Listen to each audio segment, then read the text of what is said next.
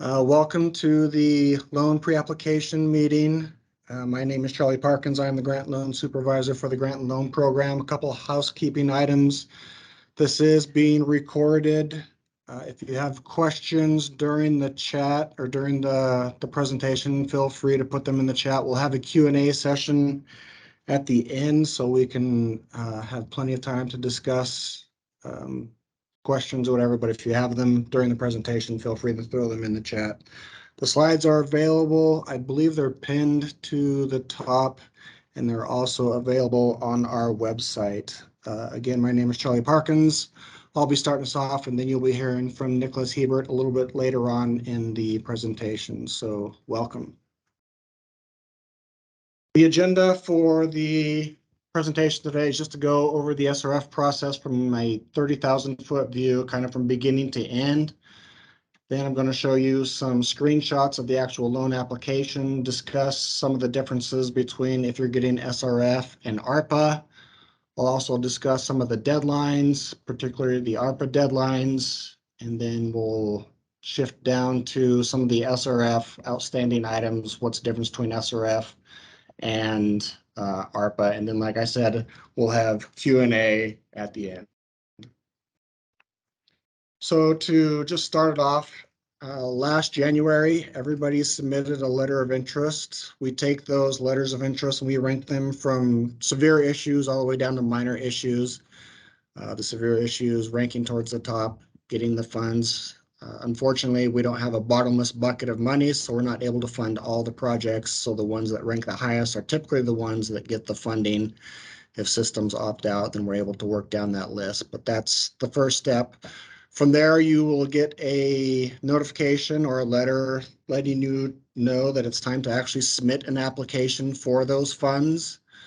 Once we receive that application, we will review it to make sure it lines up with the letter of interest. The regional engineers will review the engineering agreement just to make sure it lines up with what was in the letter of interest. Once we have everything we need, we'll actually draft up a loan contract and send it out to the systems. When I draft up those loans, it will already be signed by the director of DEQ. So once the system gets it, then it's a legally binding contract, and so that's when all the costs can start to be incurred. And then as the project is going about, you'll be getting invoiced from the consulting engineer. The system will fill out reimbursement request forms and submit those to DEQ for payment until the end. We will close out the loan and then put the system into repayment, which starts 6 months after the loan is closed. So the SRF application, I'm not going to go through this line by line. I just wanted you to be able to identify what it looks like. The section 1 is the background information. This is pretty straightforward, just name, addresses, phone numbers, emails, all that kind of stuff. The biggest thing on this is just making sure everything is current and up to date. That way, when we're sending out, contracts or information, it's going to correct email addresses or physical addresses. If we need to call somebody, it's easy just to pull up the loan application and get contact information. So that's probably the biggest thing on section 1, is just making sure everything is current and up to date.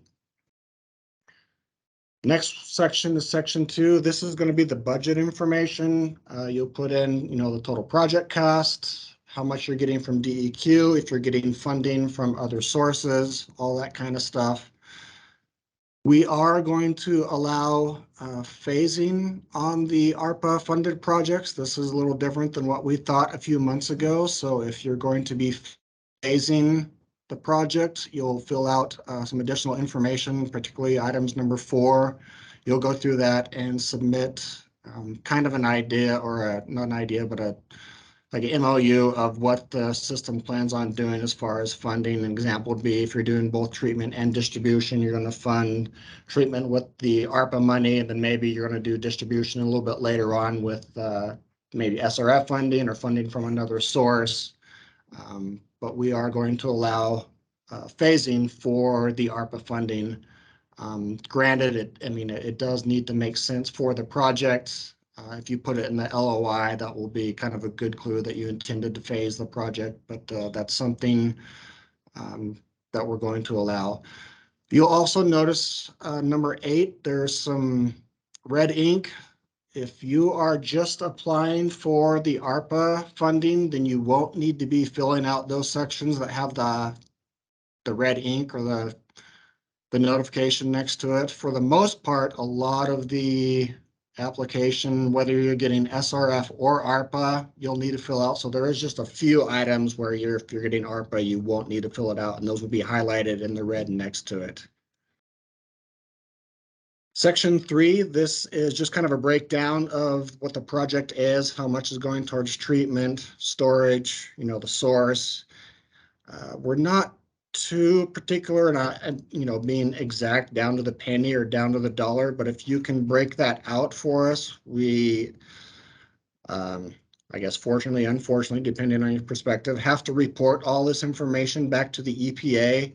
So if you're able to put that information in there, it just avoids us having to call either the consulting engineer or calling the system and say, hey, of this, $5 million project, how much is going towards these different sections? So if you can, fill that out to the best of your ability.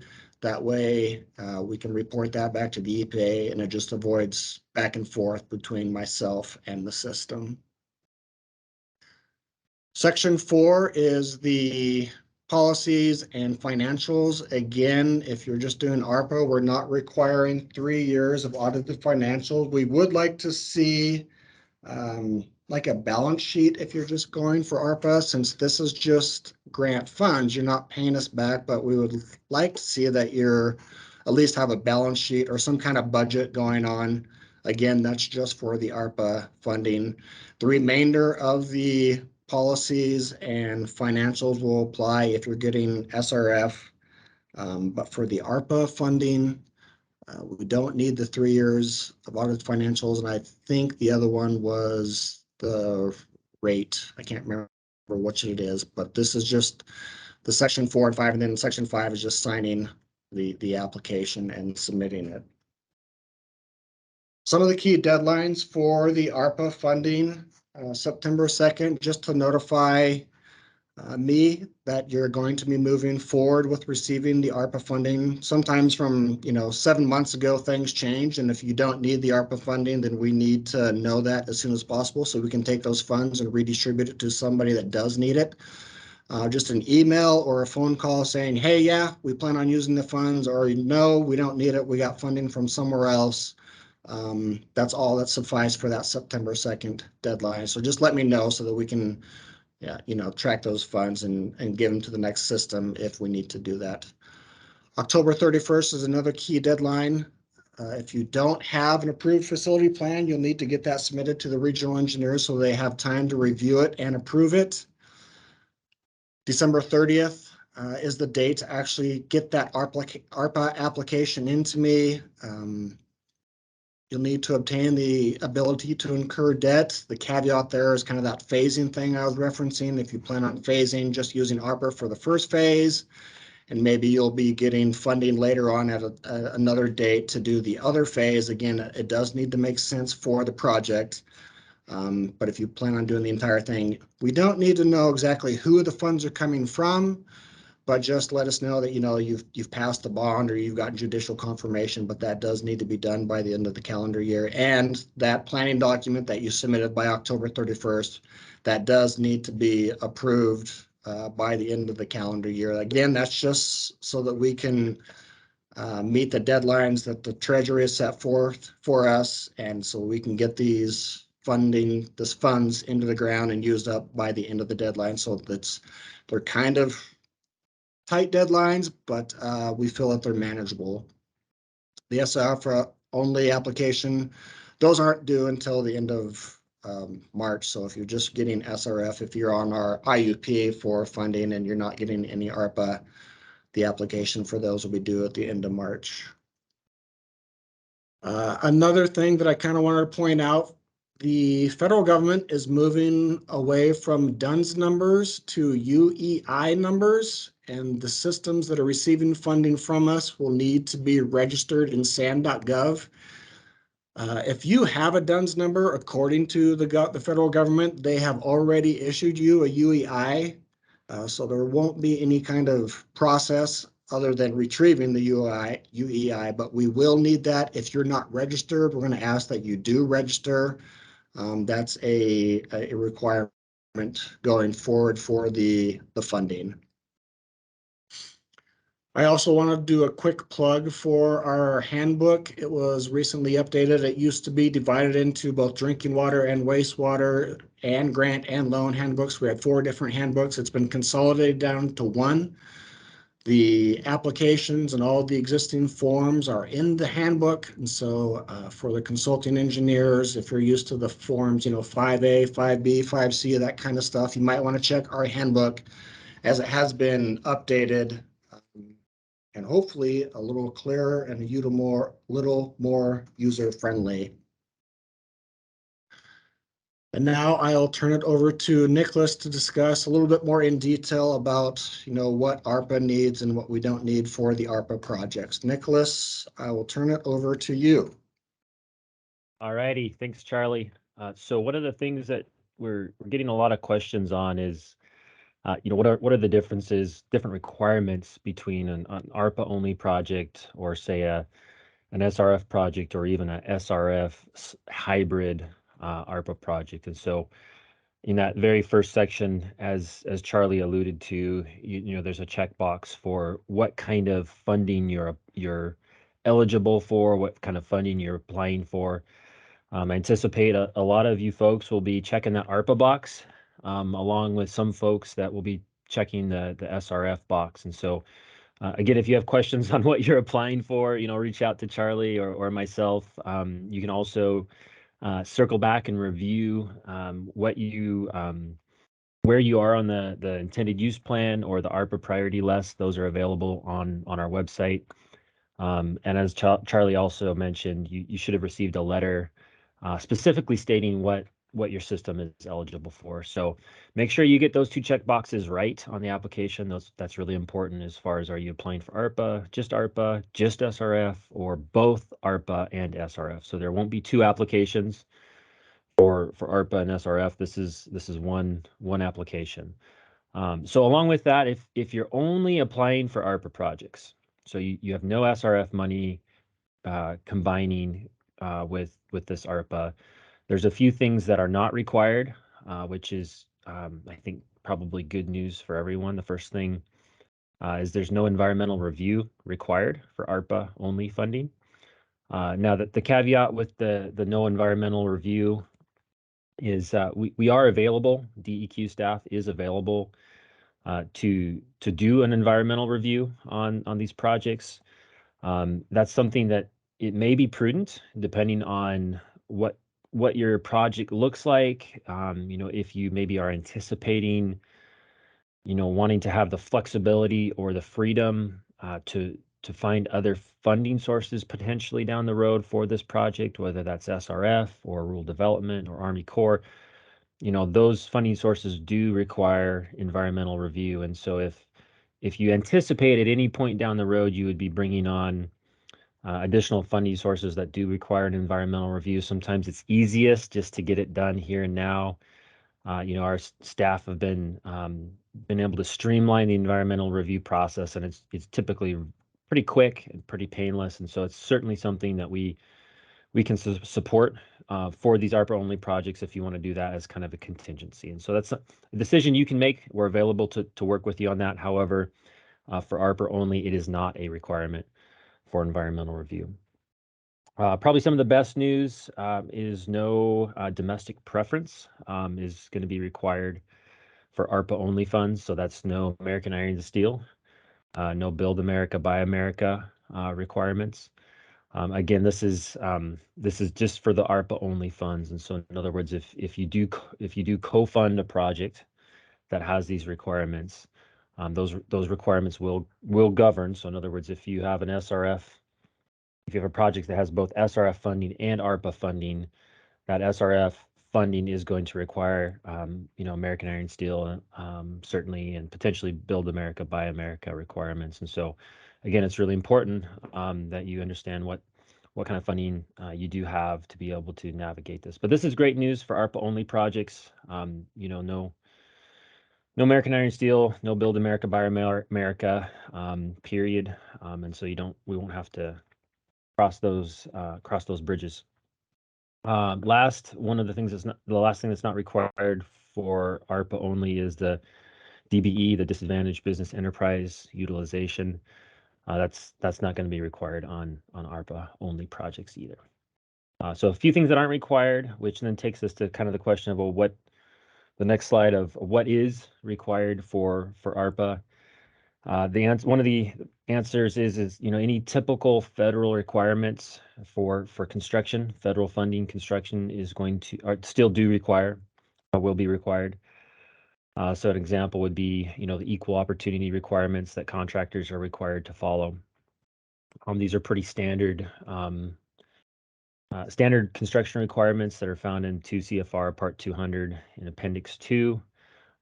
Those requirements are already wrapped into our specification inserts for both SRF, and a couple bullet points down there. We have developed an ARPA only specification insert, and all those requirements are wrapped into that specification insert that will be passed on to the bidding documents and the contractor. And so again, you don't have to search for these things. They're in the specification inserts that will go into these projects. And again, pretty typical stuff, really no surprises there. One of the surprises or the differences in that list is Davis-Bacon wages are not required. However, super helpful, Department of Treasury did require that prevailing wages be paid for these ARPA projects. And so this has been something we've had a lot of discussion internally and externally. Idaho does not have prevailing wages, and so this has been kind of a challenge for us on how we prove that to the Department of Treasury, because DEQ is going to be required, as Charlie mentioned, to go back and document and report some of these requirements back to Treasury. So where it sits right now, kind of our path forward, at least for right now, is that we're going to ask the recipients during the bidding phase to basically tell DEQ how you're going to satisfy prevailing wages. The slam dunk home run would be just to use Davis-Bacon. Most contractors are familiar with Davis-Bacon. DEQ is familiar with Davis-Bacon. It checks the box for Treasury. That would be a very easy way to document and implement prevailing wages into ARPA projects. However, for whatever reason, if that is not the direction that recipients want to take, we will allow recipients to put together a wage report, which essentially is going to document how prevailing wages are being satisfied on these projects, which is basically going to be very Davis-Bacon-like requirements. And so it kind of goes back to that. You have some flexibility and freedom on how you're going to do that. Although, our recommendation at least would be just to use Davis-Bacon, because it's a known system and everybody knows how to navigate it, and it's time tested. So one kind of nuance there with ARPA is this prevailing wages requirement. I already mentioned the next bullet point, the ARPA only specification insert, which is going to encapsulate all those things that do require for these ARPA projects. And that ARPA only specification insert, it will be attached to the grant, ARPA grant contract that Charlie mentioned. And so if you're wondering where to find that, if your consultant's wondering where to find that, because it is going to be required to be part of the bidding documents and the contract documents for construction.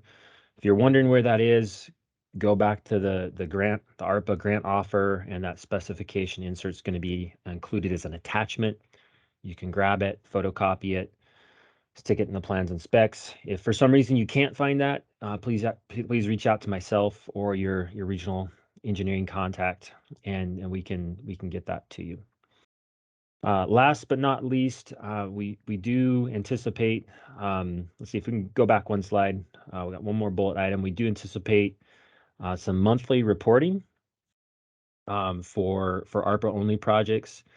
Primarily the need here is DEQ again has to report back to Treasury on the status of these projects and expenditures and where these projects are at and how they're meeting the deadlines and moving forward to meet deadlines. And so at least initially what we're anticipating is there's going to be some kind of monthly reporting. What we anticipate would be that this would be maybe a template or a standardized form that would be attached to a reimbursement request. And so as the system, as you're starting to draw funds from the ARPA, you and your consultant will be filling out a reimbursement request almost identical to the SRF processes. But as part of ARPA, we'd anticipate maybe a one-page sheet behind that gives us a little bit more clear picture of where the ARPA project and where the ARPA funds are at and how deadlines are being met. And so that'll give us the ability to meet our reporting requirements without, having to bug you and your consultant every month with seemingly useless information or requests for information. So, with that, next slide. One of the questions we're getting pretty common is this cost overrun question for existing SRF loans, and so. As part of the ARPA priority list, we also looked at existing SRF loans from last year that had known cost overruns on an existing loan, and so we allocated some ARPA funding to those systems. The first, I believe, 12 ARPA systems slated to receive ARPA on that list were for cost overruns. And so these systems, if you're on that list, the first 12, you're not required to fill out a loan funding application. And so everything that Charlie went through, just go ahead and disregard it altogether for right now. And what we're asking for those systems with cost overruns, existing loans, we're asking you just to submit a written request, specifically addressing 4 items. Just kind of the why and the where and how and the when. We need to know what happened. We need justification for the costs, an updated budget, and kind of strategies to make it across the finish line. And so this is different again than the new ARPA projects where we are requesting that you submit a funding application. These are specifically for existing SRF loans that were on that list, the priority list, for cost overruns. And you can submit that written request to myself. And if you have any questions on what needs to be included in that, or any questions on how to do that, you're certainly welcome to reach out to me directly, and we can kind of walk through some of that. The deadline to submit that is September 2nd, and so we don't hear from you by September 2nd, certainly we'll probably be reaching out to verify, but ultimately, if you're not interested in those cost overrun ARPA dollars, we will be moving down the list, so to speak, after September 2nd. We're also getting a lot of questions about cost overruns or anticipated cost overruns for maybe projects that haven't started or projects that don't have an existing SRF loan. Maybe for some of these ARPA only projects, we're getting questions of, we already know that costs are going to come in over budget just because of the construction industry, what we're seeing in the construction industry right now. So in that context, I guess we would ask, just keep us informed, keep us updated. Let us know what you're seeing specific to your project. We do anticipate that, as much as we can, we want to help, but we won't be able to help everybody. I mean, the ARPA funding is limited, and so we have to prioritize projects that have bids that are in construction that have change orders that we have to try to get those people across the finish line first. However, please over communicate with us. Please let us know what you're seeing. If you're seeing engineers' opinions of cost, much more than the project budget that you have, it would be prudent to communicate that to us. And if we can help, we certainly will.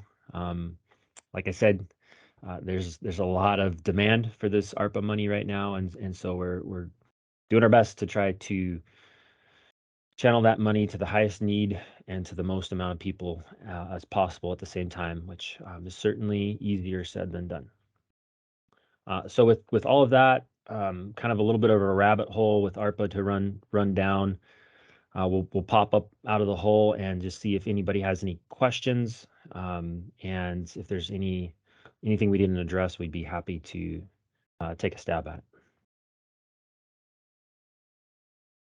All right, I'm seeing a question here I'll take a stab at for cost underruns. So in other words, a cost estimate. The example here was 600,000 that came in at, the bids came in at 200,000. So that's certainly good news. To be honest with you, it's the first I've heard of it in a couple of years now, of engineering construction costs coming under the engineering opinion of cost. So that's great news. We can certainly work with systems that have cost underruns. So in other words, excess of project funds. Our thought would be, if we can, would be to free up those funds to move down the list, much in the same way, much like a bypass of systems that aren't ready. We would move down the list with those funds. But I think it's going to be a little bit case by case, and so we'll probably have to circle up with those systems, those few. I'm anticipating few systems where that does happen, and come up with a bit of a plan on how to get that ARPA money to you in the amount that you need it, with appropriate contingency to move through construction. And so that would be the first thing, and then also just making sure that this is looking at the holistic project for that was requested in the LOI, not just a phase or a portion of the project. So that would be my stab at that first question. Nicholas, this is Mariana. I have to concur with you on that. And definitely for that question, it was just one specific item. And we definitely want to look at the whole project, and knowing there will be cost overruns on other items in that project. We're still going to look to award that full ARPA amount, and then just keep in touch with you throughout the whole project. I see the question on the cost of consultant preparing the ARPA application reimbursable. Yes. Brent, can you further clarify phasing for a project covered at 50%? Was it stated that ARPA would cover the system could seek additional funding to cover the rest of the project in a later phase? So Brent, yeah, if you have a project that makes sense to phase and you're able to do that first phase with the ARPA funding, just submit to, like Nicholas stated, just submit kind of a plan of how you plan on phasing the second part, kind of a, when and preferably how the funding and all that kind of stuff. Maybe it's next year, 2 years, a few years down the road. So yeah, that's kind of a change from what we initially thought. If systems can make it work and it makes sense to phase it, you're able to use the ARPA funding for phase 1, and then finish out the other phases at a later date. And Charlie, this is Nicholas. I'll just add to that. It has to Brent's question, to phase it, it really has to make sense technically and operationally.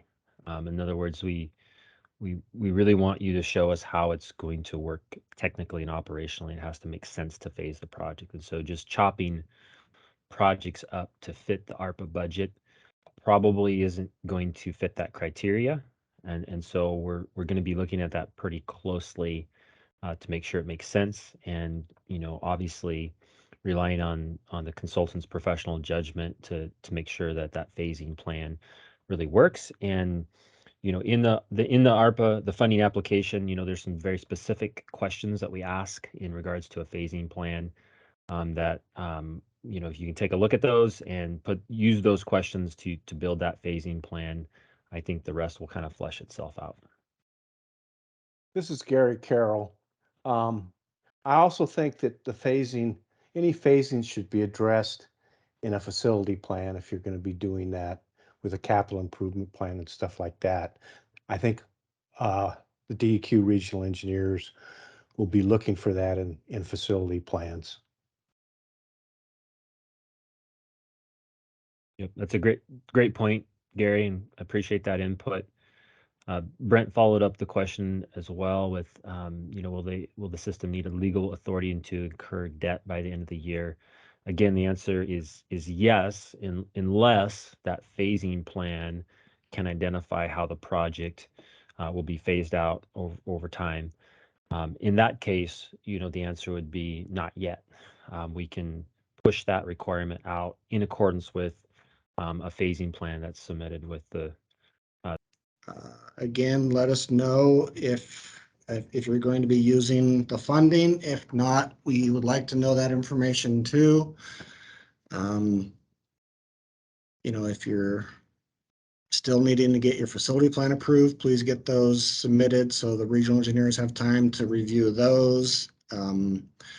If you need to get the ability to incur debt, I would encourage you to start on that path or get judicial confirmation, whichever route your system is looking forward to go. Like we said, it's possible that systems might not need the funding, so we'll be able to either move down or maybe redistribute. So I would advise systems to at least put themselves in a position to receive funding should we be able to move down.